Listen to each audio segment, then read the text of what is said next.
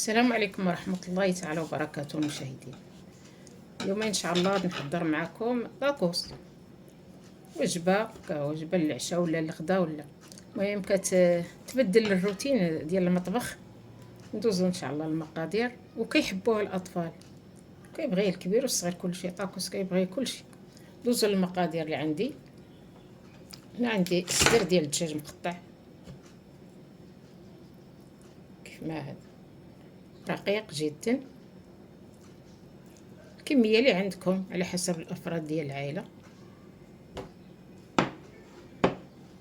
عندي بطاطا فريت، يلا قطعتها دابا غادي نقليها. بصله ومطيشه، حبه البصله، حبه مطيشه كبيره،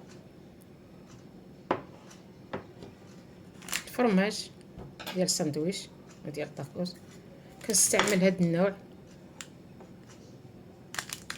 وفيه 24 قطعه. تيسادي الخبز ديال طاكوس او ديال الشاورما كما كتشوفوا. هذا حضرته في الدار. تيسادي حتى هو واحد الكميه وافره، عطاني نص كيلو ديال الفورص. غادي نصور فيديو معكم في هذا الخبز اللي كيشريه من برا، راه كيشريوه. اللي بغى يصاوبو في الدار احسن حاجه يصاوبو في الدار. صافي غادي ندوز معكم التحضير باش نقليو كلشي ونحمر كلشي عاد باش ندوز نعمر. هنا الصدر ديال الدجاج غادي نزيد معاه شويه د الياسير، شويه د الملح، شويه د الابصار، وشويه د الكمون، شويه التحميره. وغادي نحمرو هذاك، نشحرو في المقله ونحطو يبرد شويه، ونقلي البطاطا حتى هي نحطها. وهذا الصوص باش غادي ندهن الخبز. ديك الساعه ملي نبدا ندير الحشوه غادي نرجع معكم ان شاء الله باذن الله. نتمنى يعجبكم هذا الفيديو. هانتوما الخبز كيفاش داير. غادي نديرو لكم شانا في شي فيديو. انت صوبتو في الدار افضل حاجه، يكون رطاب، يكون طيب مزيان، ويكون نقي، ويكون لويو كيف ما بغيتو. هذا هو. نرجع معكم ان شاء الله ملي نحضر كلشي نقادو، نحضر باش نبدا ندير الحشوه. نرجع معكم ان شاء الله باذن الله تعالى.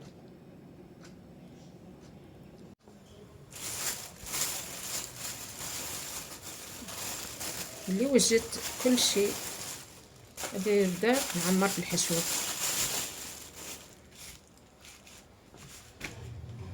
ديروا شويه صوص،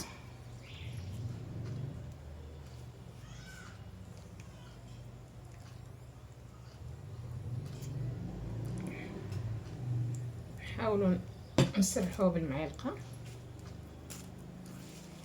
المنطقه اللي غادي نحطو فيها الحشوه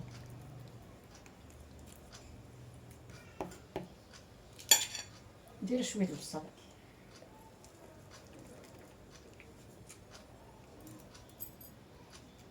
شويه مطيشه.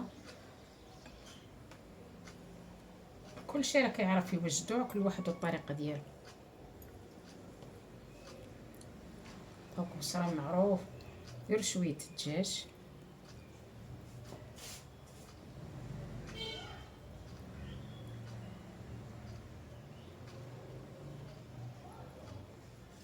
شويه ديال الخس، طريفات الخس، بطاطا، شويه بطاطا،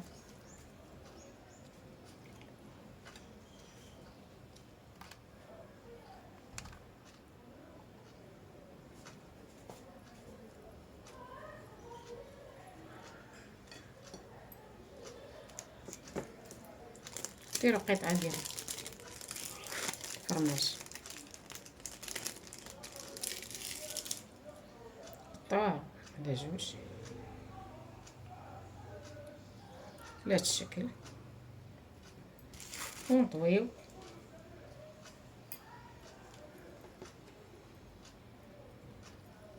نعاودو نردو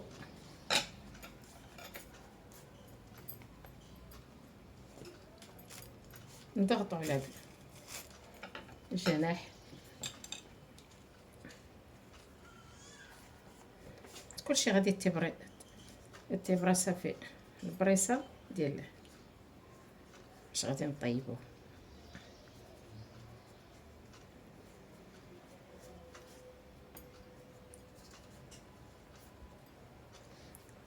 هكذا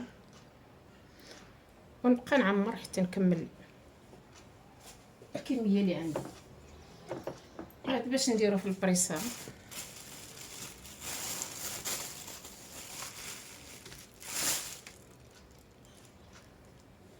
دائما الخبز يكون في بلاستيك باش ما ينشفش.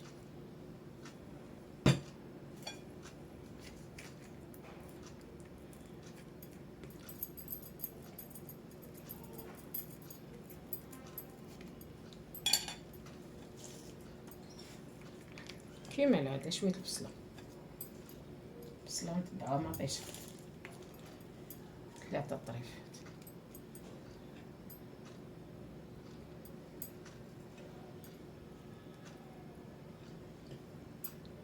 الصدر ديال الدجاج راه كينفع بزاف، هو ما كيتكالش في المراق ولا محمر، دائما كيرجع الصدر ديال الدجاج. ديروا شويه البطاط ولا حيدتوه ملي يكون خضر تجيبوا الدجاج على حساب، ماشي تحيدوه ديال اللي بغا طيبوها عادي حيدوا لي الصدر. شويه الخس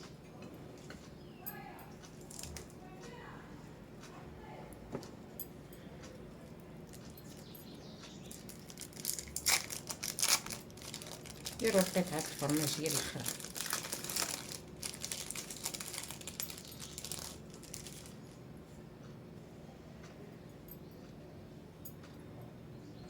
على هاد الشكل. وهاد الطاكوس راه كيبغيو الاطفال بزاف. الانسان الا بغى يخرج شي خرجه للطبيعه ولا راه مزيان يلقى احسن من داكشي اللي بغى يشري من يصاوبو يوجدو ويديه معاه، راه مزيان احسن من داكشي اللي بغى يشري من الزنقه، ويطلع اقتصادي بهذا الشكل. بهذا الشكل وهكذا نبقى معكم حتى نكمل، وملي نبغي نديرو في البريسه نرجع معكم ان شاء الله تشوفوا النتيجه.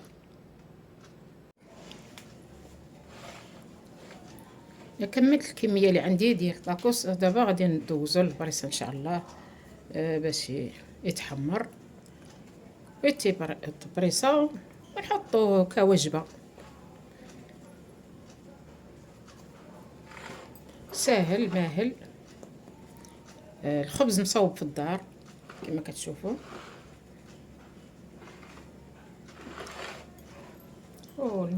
العناصر اللي باش حشيتو راه كلشي شفتوه على عينيكم. المهم غادي نبريسيه وغادي نرجع معكم ان شاء الله باش نوريكم النتيجه الاخيره كيفاش جات.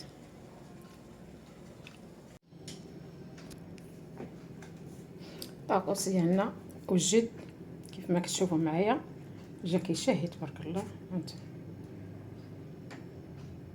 من الداخل كيفاش داير، كيوجد في الحين ماشي بدون صعوبه، ولذيذ واقتصادي.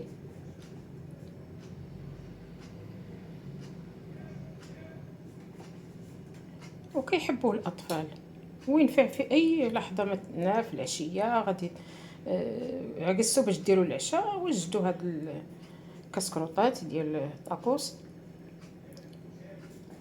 ولا وجبه الغداء. الانسان طلع ليه الغاز من طاجين ديال المرقه، عيا من المرقه، يبدل الروتين ديالو بهاد الوجبه الصحيه وكل شيء فيها طبيعي. واتمنى تعجبكم الطريقه ديالي وتجربوها وراه ما تندموش عليها.